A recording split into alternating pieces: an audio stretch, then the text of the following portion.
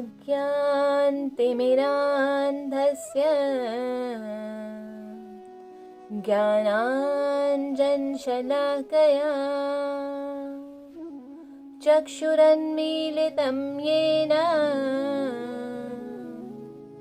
तस्मै श्रीगुरुवे नमः। शान्ताकारं भुजगशयनं पद्मनाभं सुरेशं विश्वाधारं गगनसदृशं मेघवर्णं शुभांगं लक्ष्मीकान्तं कमलनयनं योगिभिर्ध्यानगम्यं वन्दे विष्णुं भवभयहरं सर्वलोकैकनाथं।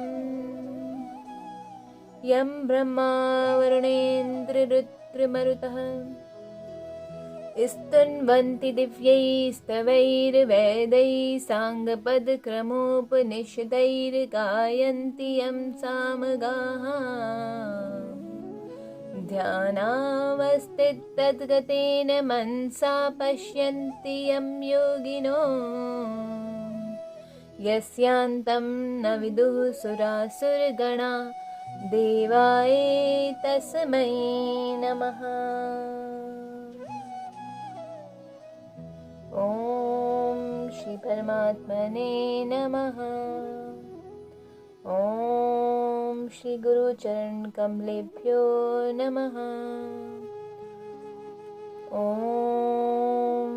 श्री परमहंस स्वामी अर्गणानंद महाराज की जय।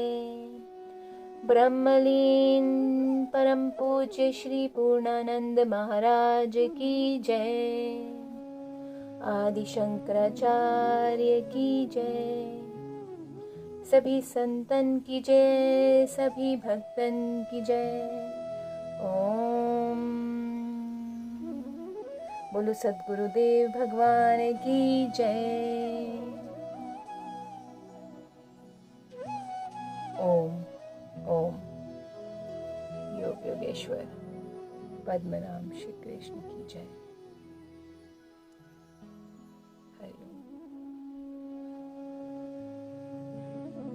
आंतरिक युद्ध चल रहा है। बहुत ही सुंदर चित्रण है कि हम बाहर बाहर दौड़ रहे हैं और हमारे अंदर ही आसुरी वृत्तियां और देवी वृत्तियां हैं जिनमें हर वक्त युद्ध चलता है और ये शरीर ही युद्ध स्थल बना हुआ है। कभी आसुरी शक्ति जीतती हैं तो फिर जन्म और मरण का चक्कर, पुनरपि जन्म पुनरपि मरण। और जब देवी शक्तियां जीतती हैं या बाहुल्य पे होती हैं तो परमात्मा की प्राप्ति होती है। श्री कृष्ण ने आश्वासन दिया है, जगह जगह आश्वासन दिया है कि तू मेरी शरण में आ जा, बस फिर कोई चिंता की बात नहीं। तो इसी में आगे चलते हैं कि दुर्योधन जी कह रहे हैं कि ये पूरी मेरी सेना भीष्म पितामह से रक्षित है, भ्रम से रक्षित है और सब मिलकर उनका रक्षण करो।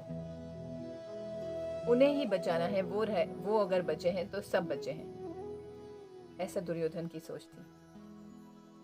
इसमें आगे अगर हम देखें कि कितना सुंदर चित्रण करा है इन्होंने कि भीम भाव है और भीम ने ही पांडवों की सेना का रक्षण कर रहे हैं।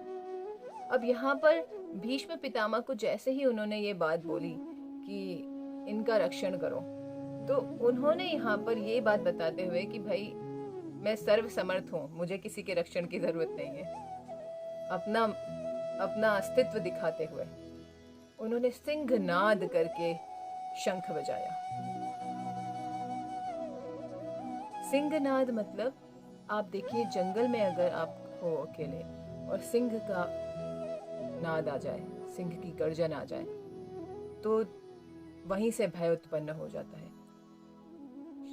तो यहाँ पर भी सेम बात है कि अगर जैसे ही उन्होंने शंख बजाया तो उनका शंख जो है वो कैसा है, क्योंकि वो भ्रम का शंख है, वो सर्वत्र सबके हृदय में भय उत्पन्न करने वाला है।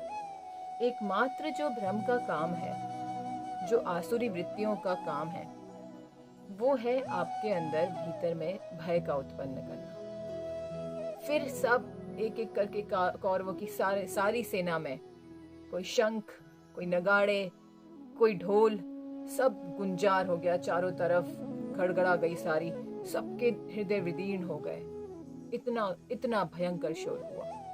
और वो जो शोर हुआ तो वो एक घोषणा थी कौरवों की तरफ से कि हम क्या चीज करने वाले हैं, हम क्या उत्पन्न करेंगे। सेम जैसे हमारे शरीर में होता है कि आसुरी वृत्तियां जब बाहुल्य पे होती हैं तो उनकी घोषणा होती है कि हम क्या देंगे तुमको, सिर्फ और सिर्फ भय। तो कौरवों की सेना को जो घोषणा थी वो थी भय की। अगर हम जीते या हमारा बाहुल्य हुआ या हमारा अस्तित्व हुआ तो हम भय देंगे, भय उत्पन्न करेंगे। वो जो पूरा सिंहनाद हुआ उसने सबके हृदय में भय उत्पन्न किया और यही उनकी घोषणा थी एकमात्र, कि मनुष्य का जीवन पूरा अंधकार में और भय में चला जाए। यही आसुरी वृत्तियों का काम होता है। और दूसरी तरफ अगर हम देखें, पांडवों की बात करी जाए, सिंहनाद पे यहाँ पे एक बात और बताऊंगी मैं कि जैसे मोह का सारा जंजाल है यहाँ पर, भीष्म पितामह ने कहा, वो भी देखा जाए तो इतने ताकतवर, इतने शक्तिशाली, पर वो भी कहीं ना कहीं कुरीतियों के शिकार थे कि हाँ मैंने प्रतिज्ञा दे दी है। तो ये बात जीवन में बहुत ध्यान रखने वाली है, विवेक कभी ना जाए। आपके मन में जो विवेक है वो हमेशा जागृत रहना चाहिए। प्रतिज्ञा भी आप किसके प्रति ले रहे हैं?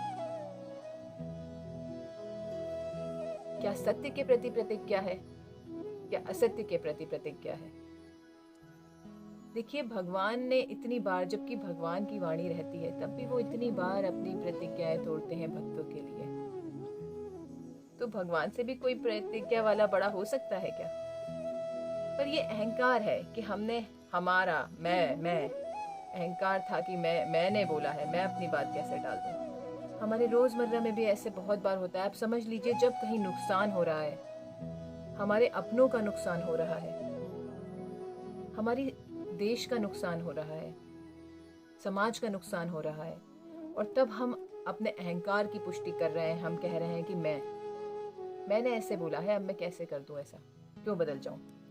तो समझ लीजिए आप भीष्म पितामह बन चुके हैं, जो पाप का भी साथ दे देगा सिर्फ अपने अहंकार की पुष्टि के लिए। तो ये विवेक होना बहुत जरूरी है कि आप किसकी तरफ खड़े हो, और उसकी तरफ खड़े होने में, धर्म की तरफ अगर आप खड़े हो तो आप सच बोल रहे हो, झूठ बोल रहे हो, आपको कुछ भी करना पड़ रहा है, पर धर्म की स्थापना होनी चाहिए। ये आपका, क्योंकि लक्ष्य देखा जाता है कि आप किस तरफ बढ़े हो। आपका अगर लक्ष्य सही है तो सब रास्ते सही हैं। आप कहेंगे कि कैसे कह रही है मैम कि, लेकिन यही सत्य बात है। भगवान कृष्ण को देखिए, उनका एकमात्र ये था कि मुझे धर्म की स्थापना करनी है, और फिर उसके लिए उन्होंने बहुत बार युद्ध में भी, शायद जिन्हें लोग कहें कि ये गलत किया, ये धोखा दिया, पर मेन मोटिव क्या था? उन्हें कोई फर्क नहीं पड़ता कौन क्या कह रहा है। उनको ये फर्क पड़ता है कि जो समाज में स्थापना हो रही है वो धर्म की हो रही है या अधर्म की हो रही है। आप कितने ही अपने धर्म पे अडिग हो और आपने समाज को एक अधर्म वाली चीज दे दी, या आपने और मैं आपको एक बात साफ बताऊं, आप अगर ये सोचते हैं कि हम न्यूट्रल हैं, लोग कहते हैं हम तो न्यूट्रल हैं, जो हो रहा है हम ना इसकी तरफ ना उसकी तरफ, तो आप समझ लीजिए कि आप अधर्म की पार्टी में हैं। क्योंकि अधर्म को जितना बुरा साथ देना है उतना ही बुरा उसके लिए उसको सहकर चुप रहना है। अगर आप चुप हैं तो आप मौन की सहमति दे रहे हैं, आप मौन में ही अधर्म की सहमति दे रहे हैं। तो इसलिए अपने अंदर का जोश जो है वो मरने मत दीजिए। इतने सेल्फिश मत बनिए कि हमें कोई मतलब ही नहीं है क्या हो रहा है। अपना विवेक सोचिए, और फिर चाहे आपको धर्म की स्थापना के लिए अधर्म का रास्ता अपनाना पड़े या धर्म का रास्ता अपनाना पड़े, वो दोनों ही सही हैं। चलिए आगे बढ़ते हैं। आज 12वां श्लोक लेंगे। तस्य संजय नयन हर्षम कुरुवृद्धः पितामह सिंहनादम विनद्योच्चैः शंखम दधमौ प्रतापवान। सिंहनाद करके भीष्म पितामह ने गर्जन की। ततः शंखाश्च भैर्यश्च पर्णवानः गौमुखः सह सेवाप्य हन्यन्त स शब्दस्तुमलो अभवत्। आप अगर श्लोक नहीं भी पढ़ पाते हैं तो मेरी सबसे रिक्वेस्ट है कि आप सुने, आप ध्यान से सुने, उसका मतलब समझें, उसका मतलब भी समझें और श्लोक को भी ज़रूर सुने, क्योंकि इन श्लोकों में एक बहुत शक्ति है। जो मैंने शुरू में बताया कि कोई एक श्लोक भी पढ़ता है तो मनुष्य जीवन निश्चित है, ये सभी चीज़ें सत्य हैं। तो मतलब इसको सिर्फ उच्चारण करने की, सिर्फ सुनने की इतनी महिमा है, तो फिर आप अगर सुन के समझ के आगे कर रहे हैं तो वो तो फिर बात ही क्या है। तो इसलिए आप अगर कोशिश करिए जितना बोल पाते हैं, क्योंकि हम इसीलिए उच्चारण की अलग से क्लासेस चला रहे हैं, क्योंकि लोग, ये तो एक विडंबना ही है कि हम हिंदू धर्म में होते हुए, सनातन धर्म में होते हुए अपने शास्त्र भी नहीं पढ़ पा रहे हैं, और फिर हम कहते हैं कि धर्म की रक्षा कौन करे। पहला कदम तो हमें ही उठाना है ना। तो ये अगर आप सुनिए, ध्यान से सुनिए, और उसका भी बहुत आपको फल मिलेगा, क्योंकि गीता जी तो कान में, आपके जिस भी इंद्रिय में, जहाँ पे भी आपको इसका रसास्वादन मिल रहा है, वो वहीं पर कल्याण करेंगी। तो इसमें अब जो आगे चला 13वां श्लोक चल रहा है, और पांडवों की सेना की बारी आई है। अर्जुन और श्री कृष्ण श्वेत कलर के, श्वेत रंग के, सफेद कलर के घोड़ों पर आए हैं। उनके घोड़े सफेद कलर के बताए गए हैं। जो रथ है वो अलौकिक रथ है, अलौकिक। जो शंख है वो अलौकिक शंख है। इसमें जो श्वेत रंग बताया गया, जो वाइट कलर बताया गया, वो सात्विकता का दर्शाने वाला है। क्योंकि देखिए, कोई भी चीज हमें बतानी होती है शुद्ध, तो वो सफेद कलर उसके लिए यूज होता है। तो यहाँ पर भी जो सफेद रंग के घोड़े हैं वो है कि सात्विकता का बाहुल्य है, देवी शक्ति का बाहुल्य है अर्जुन के पास, और अलौकिक रथ है।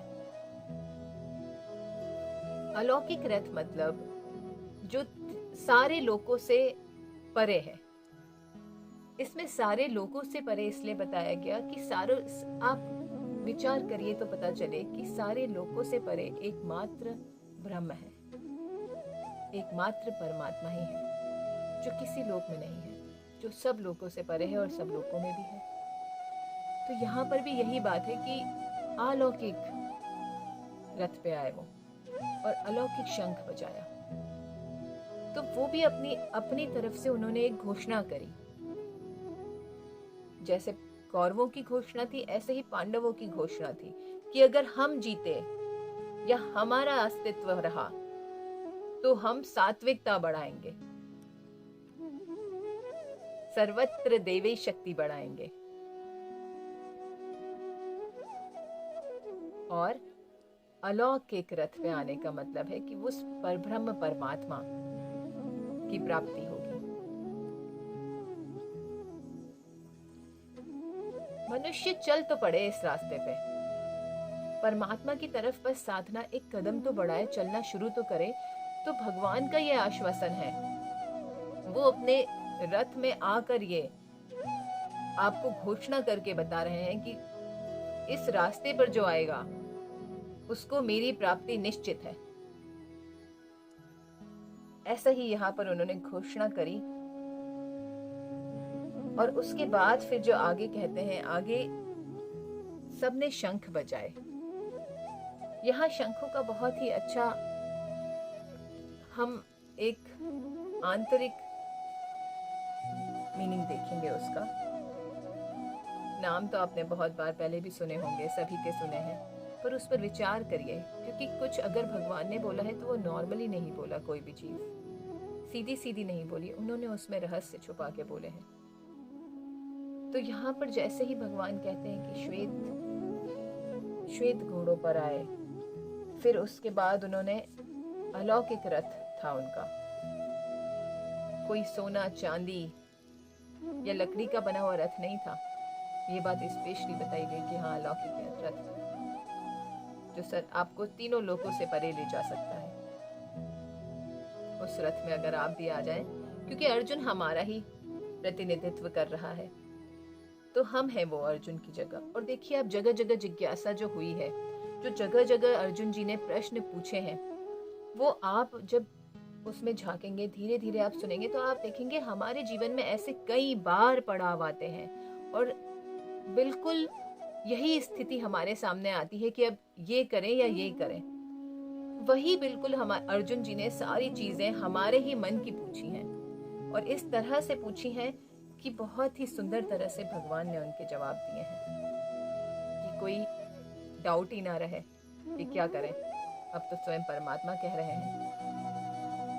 तो यहाँ पर भी जैसे अभी मैंने बताया कि अपना इंडिविजुअल अस्तित्व ना देख के देश का, समाज की चीजें देखनी चाहिए कि किस में भलाई है। अपने को, मैं को ऊपर मत रखो, समाज को ऊपर रखो, तो आप गलत डिसीजन कभी नहीं ले पाएंगे और गलत पक्ष में कभी खड़े नहीं हो पाएंगे। अब इतनी विवेक बुद्धि भी बहुत जरूरी है कि आप गलत और सही का निश्चय कर पाए, ये सबसे बड़ी चीज है। चलिए फिर इसमें आगे देखते हैं। पांचजन्यम ऋषिकेशो देवदत्तं धनंजयः पौंड्रं दधमौ महाशंखं भीमकर्मावृकोदरः। पांचजन्यम ऋषिकेशो, ऋषिकेश परमात्मा के लिए कहा गया। ऋषिकेश का एक दूसरा मतलब भी है जो हृदय में निवास करे, और एक और मतलब है ऋषिकेश जिसने अपनी सारी इंद्रियों को वश में करा हुआ, वो है ऋषिकेश। तो परमात्मा को यहाँ पे ऋषिकेश कह के क्यों संबोधन किया? उन्होंने कहा पांचजन्यम ऋषिकेश, उन्होंने पांचजन्य नाम का शंख बजाया। ऋषिकेश ने पांचजन्य, यहाँ पर 5 इंद्रियां, जो हमारी 5 इंद्रियां हैं, उनको जो वश में कर रखा है जिसने, और जो ये घोषणा कर रहा है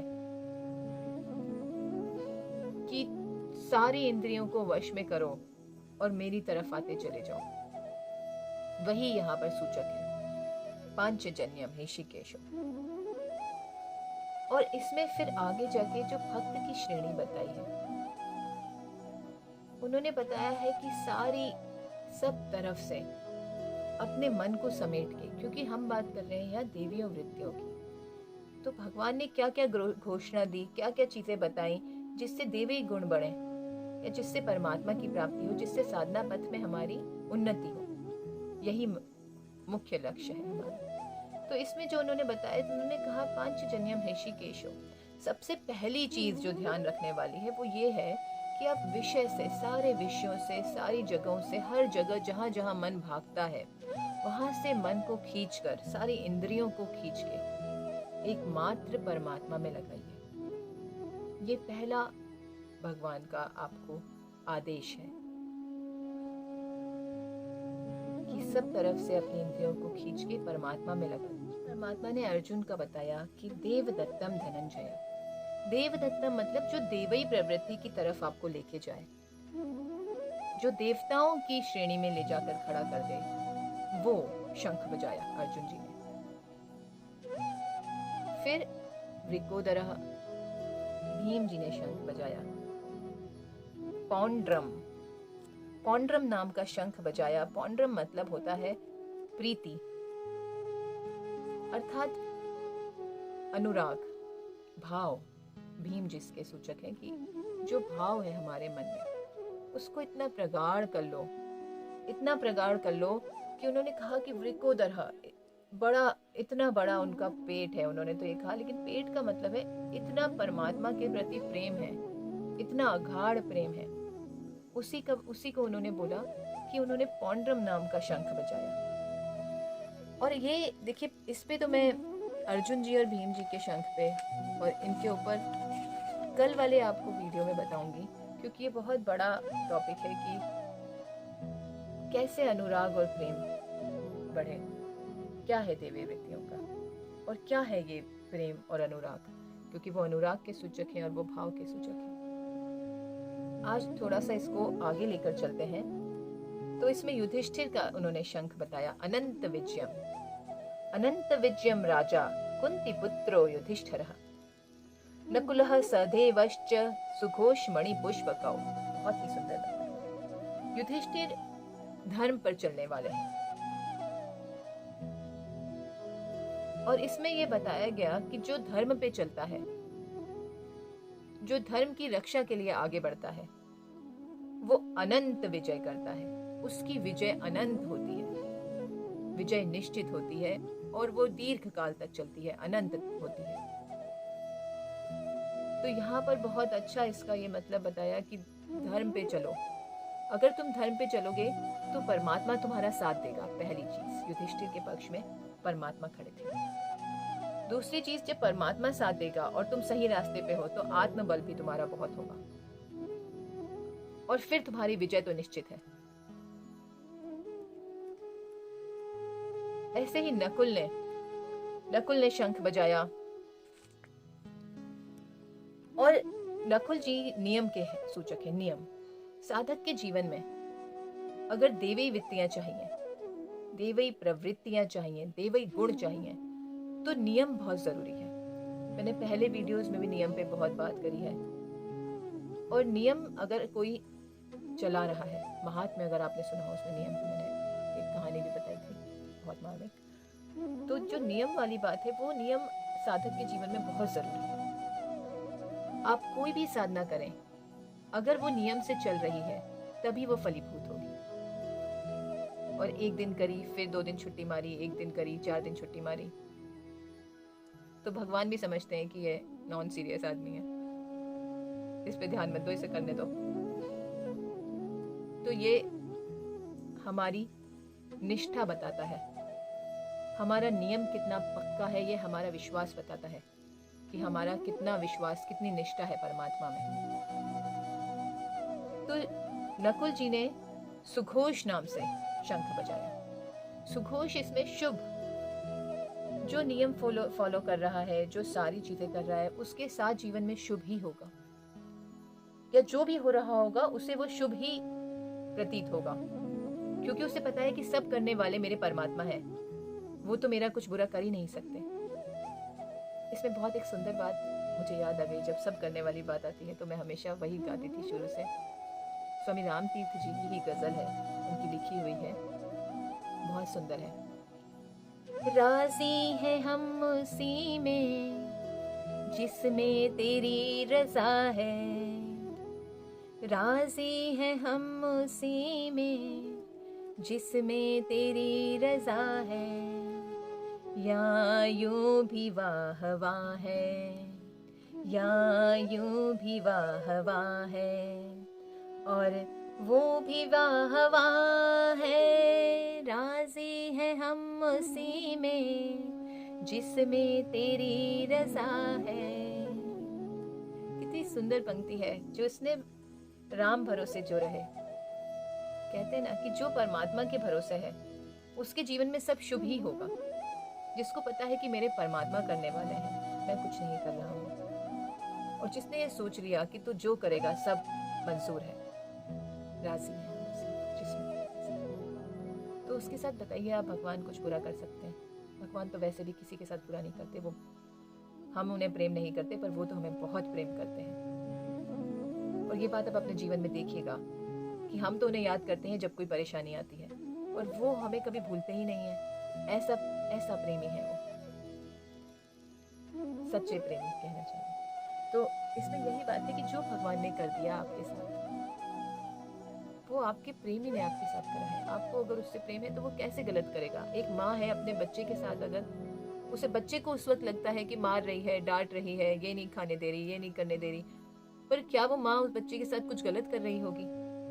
कभी भी नहीं करेगी। माँ को पता है कि बच्चे के लिए क्या अच्छा है।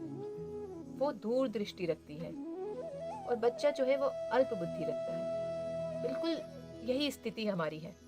हम सिर्फ जो प्रेजेंट में चल रहा है वही देख पाते हैं और परमात्मा दूर दृष्टि रखते हैं। वो देख लेते हैं कि इसके लिए क्या अच्छा है जीवन में। कोई छूट रहा है, कोई मिल रहा है, हम सोचते हैं कितना बुरा करा, इसको छुड़ा दिया, कितना बुरा करा। फिर आप कुछ समय कालांतर में देखेंगे, जब वो समय निकल जाएगा तो देखेंगे कि नहीं, बहुत अच्छा किया भगवान ने। अच्छा हुआ, अगर वैसा नहीं होता तो आज ऐसा कैसे होता। ऐसा बहुत बार सबके जीवन में समय आता है। हम विचार नहीं करते, जिन चीज़ों पर विचार करना चाहिए उन पर नहीं करते, जिन पे करना चाहिए उन पर बैठे बैठे चिंता करते रहते हैं। तो विचार ये करिए कि क्या क्या प्रेम है परमात्मा का, कितना प्रेम है हमसे। तो यही बात है इसमें कि उन्होंने ये कहा कि जो नियम से मेरे रास्ते पर चल रहा है उसके साथ शुभ होता है, उसके साथ कभी भी गलत नहीं हो सकता। और इसमें मेन बात क्या है कि जो सत्संग की महिमा बताई, सहदेव जी हैं, सहदेव जी सत्संग के सूचक हैं। और उन्होंने कौन सा शंख बजाया? मणि पुष्पक। बहुत सुंदर मीनिंग है इसका जो संतों ने बताया है। सत्संग की बात, सबसे पहली बात तो ये कि जो सत्य के साथ संग करे। सत्संग मतलब किसी महात्मा की पास जाके आप सत्संग करने लग जाएं, संत के पास बैठे। वो वास्तविक सत्संग नहीं है। वास्तविक सत्संग तो आंतरिक सत्संग ही होता है कि आप अपने सत्य स्वरूप के साथ कितनी देर बैठे, कितनी देर सत्संग हुआ, सत्य का संग कितनी देर हुआ, वही वास्तविक सत्संग है। और इसमें मणि पुष्पक बहुत ही सुंदर मतलब है, मणि। और एक पुष्पक मतलब पुष्प की तरह मणि, कोमल मणि। हमारी सांसों को ही वो कोमल मणि बताया गया। जो हम सांस ले रहे हैं, छोड़ रहे हैं, वो इस तरह सम्मिलित हो जाए परमात्मा के साथ, अपने सत्य स्वरूप के साथ, इस तरह मिल जाए श्वासों के साथ, इस तरह से परमात्मा से आपकी एकत्व हो जाए कि वो हर वक्त सत्संग हो, सांसों की माला के साथ। बहुत ही सुंदर सहदेव जी का वर्णन है कि वो सत्संग है और उन्होंने मणि पुष्पक बजाया। तो ये एक बहुत ही इम्पोर्टेंट देवी वृत्ति है परमात्मा को पाने के लिए, कि आप अपनी सांस सांस में भगवान को जोड़ दिया आपने, इस तरह से उसे नियंत्रण करके, इस तरह से परमात्मा में लगाया कि वो हर वक्त सत्संग हो गया, सत्य का संग हो गया। बहुत ही सुंदर वर्णन किया है संतों ने। तो इसके बाद अब हम देखेंगे कि, और जो यहाँ पर हमने बात करी नियम, धर्म पे रहे, नियम से चले, तो देखिए इन चीज़ों की परीक्षा कब होती है? चाहे वो नियम की हो, चाहे धर्म की हो, चाहे प्रेम की हो, परमात्मा में प्रेम हो, चाहे दुनिया में प्रेम हो, इनकी कसौटी एक ही है कि जब दुख आए, परेशानी आए, और तब आप कितना अपने धर्म पर टिके रहें, इसकी परीक्षा तभी होती है। एक प्रेमी की परीक्षा तभी होती है कि जब कष्ट आए, परेशानियां आए, तब कितना आपका जुड़ाव है परमात्मा से। दुख आता है तो हम हाय हाय करने लग जाते हैं, सुख आता है तो हम सुख में ही डूब जाते हैं। तो दुख में बहुत बड़ी परीक्षा है धर्म की। आप अपना धर्म छोड़ पा रहे हैं या उसी पर टिके हैं। तो ये सब चीजें मिलके आपकी पूरी प्रकृति बनाती है, देवी प्रकृति। और परमात्मा की अभी जैसे बात हुई, चलिए लेते हैं इनका भी। हम प्रेम की बात जो कर रहे थे, अर्जुन जी की बात कर रहे थे और भीम जी की बात कर रहे थे। अर्जुन अनुराग है, प्रेम है परमात्मा में। प्रेम कैसा होना चाहिए परमात्मा के साथ? चलिए आज यही सवाल कर लेते हैं। आज आप लोगों के लिए यही मेरी तरफ से सवाल है। कल वाली वीडियो में मैं भी बताऊंगी कि प्रेम कैसा होना चाहिए, प्रेम की सच्ची कसौटी क्या है, अनुराग की सच्ची कसौटी क्या है। तो परमात्मा में आपका किस तरह का प्रेम होना चाहिए, अनुराग होना चाहिए, भाव होना चाहिए, वो आप मुझे कमेंट बॉक्स में बताइए और फिर हम आगे उस पर डिस्कस करेंगे। मैं ज़रूर उसका जवाब भी आप सबको दूंगी। आप लोग लिखते रहा करिए, आप लोग कमेंट्स करते रहा करिए। आपके कमेंट्स पढ़ के बहुत खुशी होती है, बहुत अच्छा लगता है और लगता है कि चलिए कोई सुन रहा है और ध्यान दे रहा है चीज़ों पे। सुन तो बहुत लोग रहे हैं, बहुत व्यूज़ हो जाते हैं, लेकिन यह है कि ध्यान दे रहा है, उसने विचार किया, ये बात देखकर बहुत खुशी होती है। और अगर विचार किया है, इस रास्ते पर चल पड़े हैं, तो गंतव्य तक पहुंचेंगे ही, ये बात का आप पूरा विश्वास रखिए। क्योंकि हमने परमात्मा का रास्ता पकड़ा है और परमात्मा सब जगह कहते हैं कि जो एक बार मेरे रास्ते पे चल गया उसका पतन नहीं होता। और इसीलिए मैं सबको कहती हूँ कि आप नहीं बोल सकते कि गीता जी के श्लोक, तो कोई बात नहीं। और ये तभी हो सकता है अगर आप अनपढ़ हैं, नहीं पढ़ पाए हैं। तो भी मैंने आपको एक कहानी बताई थी महात्मा में कि क्या क्या महिमा है गीता जी की। गीता जी के श्लोक हर कोई पढ़ सकता है, पर ठीक है अगर अभी आपके इतने पुण्य उदय नहीं हुए, आपको वो भगवान ने उस तरह की दृष्टि नहीं दे पा रहे हैं, तो आप सुनते रहिए, सुनना मत छोड़िए, सुनते रहिए, श्लोकों को सुनते रहिए, उनकी बातों को सुनते रहिए। तो भी आप देखेंगे कि धीरे धीरे कालांतर में आपकी बुद्धि का, आपके मन का परिवर्तन होता चला जाएगा। यही महिमा है परमात्मा की चीज़ों की। तो फिर चलिए यहीं पर आज इसको विराम देते हैं। आगे हम कल मिलते हैं और ज़्यादा से ज़्यादा लोग इसे सब्सक्राइब करिए, शेयर करिए और हमारे लोगों तक ये चीज़ें पहुंचाइए। क्योंकि हमारा जो धर्म है वो कोई धर्म नहीं है, वो तो पूरा कहना चाहिए साइंस है। लोग कहते हैं अध्यात्म साइंस का, वो पूरा आपको इस तरह से पूरे जीवन की आपको जीने की कला बता देता है कि आपको जीना कैसे है, कब कब जीवन में क्या हो तो क्या क्या करना है। ओम, यही मैं अपनी वाणी को विराम देती हूँ।